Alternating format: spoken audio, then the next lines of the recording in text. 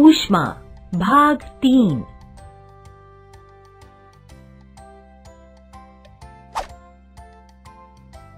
इस कहानी के उद्देश्य है क संवहन क्या होता है, ख तटीय क्षेत्रों में प्रकृति में संवहन कैसे नजर आता है, ग हम अलग अलग मौसम में अलग अलग प्रकार के कपड़े क्यों पहनते हैं।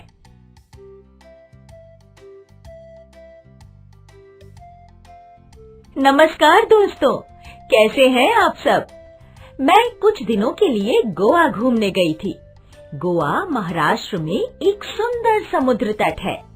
तटीय क्षेत्र में मौसम हमेशा लुभावना कैसे होता है। क्या आपने कभी सोचा है कि हम गर्मियों में हल्के और सर्दियों में गहरे रंग के कपड़े क्यों पहनते हैं। आइए इस कहानी के पात्र माला और राजा के साथ इन सवालों के जवाब ढूंढते हैं।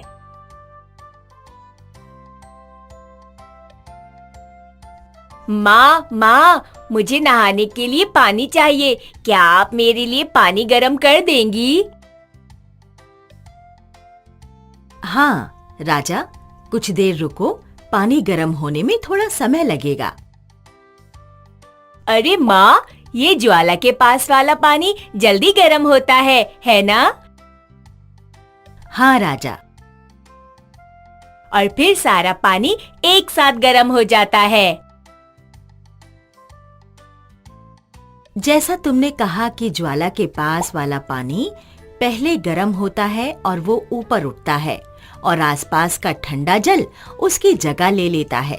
फिर वो पानी गर्म होता है और ऊपर उठ जाता है। ऐसा तब तक चलता रहता है जब तक सारा पानी गर्म हो जाता है। इसे संवहन यानी कन्वेक्शन कहते हैं। माँ, क्या ये भी चालन यानी कंडक्शन जैसे ऊष्मा के स्थानांतरण की प्रक्रिया है? हाँ, सही बोले तुम राजा। संवहन तरल पदार्थ और वायु में होता है। हवा भी तो सूर्य की ऊष्मा से गर्म होती है, तो क्या वह भी गर्म होकर ऊपर उठती है? चलो क्यों ना एक प्रयोग करें। हमें इन चीजों की जरूरत पड़ेगी। एक कांच की खुली शीशी, एक मोमबत्ती, एक अगरबत्ती। हमें कार्डबोर्ड के गोल टुकड़े पर 2 छेद करने पड़ेंगे, टेप और माचिस। चलो अब इस मोमबत्ती को जलाकर उसके ऊपर ये कांच की खुली शीशी को इस प्रकार रख दो। अब ये कार्डबोर्ड के गोल टुकड़े को ऐसे इसके ऊपर टेप से जोड़ दो। ये ध्यान रहे कि एक छेद बिल्कुल मोमबत्ती की लौ के ऊपर हो। अब इस दूसरे छेद पर ये अगरबत्ती जला के ऐसे रखो। चलो अब देखते हैं कि क्या होता है। अरे ये देखो, इस तरफ से अगरबत्ती का धुआं बाहर आ रहा है। हाँ, पर अगरबत्ती का धुआं अंदर कैसे गया? सोचो। मोमबत्ती के पास वाली गर्म हवा बाहर आ रही है और उसकी जगह पर अगरबत्ती के पास वाली ठंडी हवा दूसरे छेद से अंदर जा रही है। हाँ, और फिर वही हवा गर्म होकर मोमबत्ती के ऊपर वाले छेद से बाहर आ रही है। बहुत अच्छा बच्चों। इसका मतलब है कि गर्म हवा ऊपर उठती है और उस खाली जगह पर ठंडी हवा जगह बना लेती है। अरे माला, तुम्हें याद है हमारे स्कूल में विज्ञान की एक प्रदर्शनी में एक बच्चे ने एक मॉडल बनाया था जिसमें उसने समझाया था कि तटीय क्षेत्रों में भी ऐसा ही कुछ होता है। हाँ, पर मुझे ठीक से याद नहीं है। चलो हमारी विज्ञान की पुस्तक में पढ़ते हैं। देखो यहाँ लिखा है कि दिन के समय समुद्र तट पानी से जल्दी गर्म हो जाता है और वहाँ की वायु गर्म होकर ऊपर उठती है। फिर इसका स्थान लेने के लिए समुद्र से ठंडी वायु उसका स्थान ले लेती है। इसे समुद्र समीर कहते हैं। रात के समय इसका उल्टा होता है। समुद्र का जल समुद्र तट से धीरे ठंडा होता है और तट से ठंडी वायु समुद्र की ओर बहती है। इसे थल समीर कहते हैं। ये तो बिल्कुल हमारे प्रयोग की तरह ही है।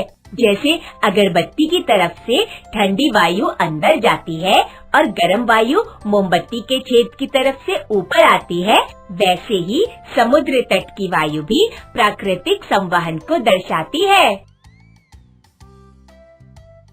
सूर्य भी तो ऊष्मा प्रदान करता है, पर धरती और सूरज के बीच तो कोई माध्यम ही नहीं है। तो फिर सूर्य की ऊष्मा हम तक कैसे पहुंचती है? हाँ, चालन और संवहन के लिए तो माध्यम चाहिए। तो फिर सूर्य की गर्मी हम तक कैसे पहुंचती है? चल किताब में ढूंढते हैं। देख, यहाँ लिखा है कि सूर्य से धरती पर ऊष्मा का स्थानांतरण विकिरण यानी रेडिएशन के द्वारा होता है। विकिरण दिखाओ मुझे। यहाँ ये भी लिखा है कि विकिरण के लिए किसी भी माध्यम की जरूरत नहीं होती है। यानी ऊष्मा का स्थानांतरण 3 तरीकों से होता है: चालन, संवहन और विकिरण। राजा, तुम कुछ गरम पहन लो, अब ठंड बढ़ गई है। माँ, गरम कपड़े हमें गर्मी देते हैं और गर्मियों में हम हल्के रंग और हल्के कपड़े पहनते हैं। हाँ, सही बात है। गर्मी में हम हल्के रंग इसलिए पहनते हैं क्योंकि हल्के रंग ऊष्मा को परावर्तित यानी रिफ्लेक्ट करते हैं और हमें कम गर्मी लगती है।